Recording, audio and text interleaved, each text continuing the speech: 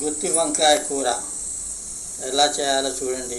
ఎంత మంచిగా ఉంటుందో, తినేటప్పుడు ఎంతో హాయిగా ఉంటుంది. ఇంటిల్లిపాది మొత్తం తినచ్చు. చపాతీలలో కూడా వేసుకుని తినచ్చు. చపాతీలు చూడండి అరుగు మీద అంతా బాగా చేస్తున్నారు. గుత్తి వంకాయ కూర చపాతీలలో కూడా తినచ్చు, అన్నంలలో కూడా తినచ్చు. దీనికి కావాల్సిన ఇంగ్రీడియంట్స్ మీకు చెప్తాను, ఇప్పుడు వినండి.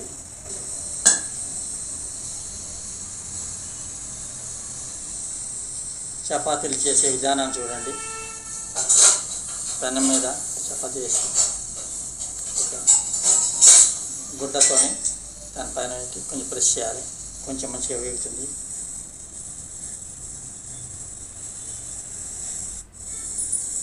గుత్తి వంకాయ కూర ఎలా చేయాలో చూడండి.